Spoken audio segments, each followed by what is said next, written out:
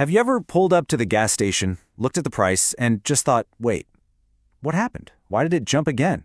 Well, a lot of the time, the reason isn't something local. It's happening halfway across the globe. So today, we're going to trace that surprising line from a conflict thousands of miles away right back to your wallet. I mean, the second the conflict kicked off, global oil markets went into a frenzy, and they moved fast. We're talking about a price jump of around 10% pretty much overnight. So before most of us had even had our morning coffee, the financial shockwaves were already making their way around the planet. And that, right there, is the big mystery we need to solve.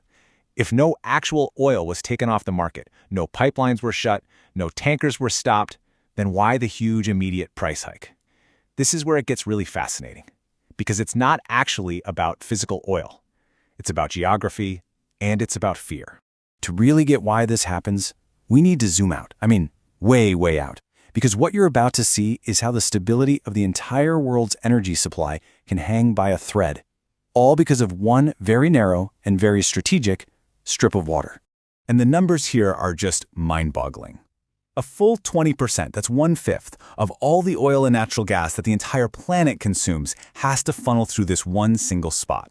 That is a staggering amount of energy concentrated in one place. It's just wild. And this is it, the Strait of Hormuz.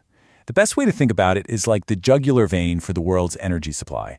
At its narrowest, it's only about 21 miles wide. And yet, our entire global economy basically holds its breath every single day, hoping for safe passage through it. And right here, this is the critical weak spot. Just look at this list. We're talking about the heavy hitters of energy production: Saudi Arabia, the UAE, Iraq, Kuwait. For these giants to get most of their oil and gas out to the rest of us, they have to use this one little exit. They're pretty much geographically boxed in. So how does a map feature like this actually affect the price you pay? Well, because of that choke point, the price jump we saw wasn't about an actual shortage of oil. Nope. It was about the fear of a future shortage. The market was literally pricing in the what if. And this really gets to the heart of it. Let's break it down. The reality on the ground? Not a single barrel of oil had stopped flowing. Zero. But the perception, the fear swirling around the markets, was of a possible future where millions of barrels could be cut off. And in the world of high-stakes trading, perception has a funny way of becoming reality. This whole idea actually has a name. It's called the risk premium.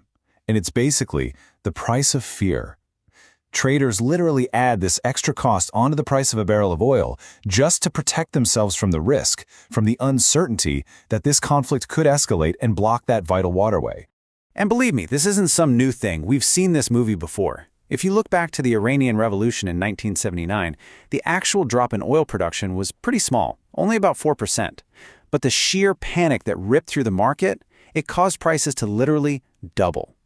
It's just a powerful reminder of how much fear can move the needle. Okay, so that's the why behind the price spike. Now let's look ahead to the what's next.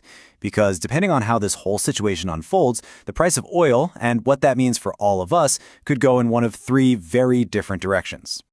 All right, scenario number one. Let's call it tension simmer. The conflict doesn't really get worse, but it doesn't get any better either. It just stays tense. In that world, the risk premium we've been talking about isn't going anywhere. It stays baked right into the price, and that probably keeps oil hovering right around that $100 a barrel mark. Now, scenario two. This is the one that keeps people up at night. The conflict widens, and shipping through the Strait of Hormuz is actually disrupted. That's the moment when fear becomes a cold, hard reality. If that happens, you can bet prices will blow way past $100, and that would almost definitely kick off a whole new wave of global inflation. But there's a third way this could go, the optimistic path. Let's call it diplomacy wins. In this future, cooler heads prevail, talks succeed, and tensions ease up. And that risk premium? Poof, it could disappear just as fast as it arrived. Once that fear tax is gone, oil prices would drop. A lot.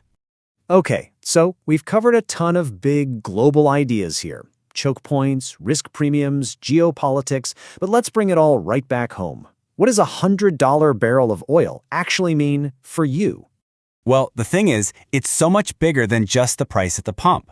Think of it like a ripple in a pond. Higher fuel costs mean it costs more to transport, well, everything. Your groceries, the clothes you buy, packages delivered to your door. That pushes up inflation. It also means higher bills to heat your home and a lot more turbulence in the financial markets. It really is like a hidden tax that just quietly eats away at everyone's spending power. So the next time you see that price at the pump make a sudden jump, maybe you'll think about that tiny, 21-mile-wide strip of water halfway around the world. It's a pretty powerful reminder that in this connected world, the price of something is rarely just about supply and demand. It's about geography, it's about politics, and so often, it's about fear. Kind of makes you wonder, doesn't it? What other invisible forces are out there, quietly shaping the world around us every day?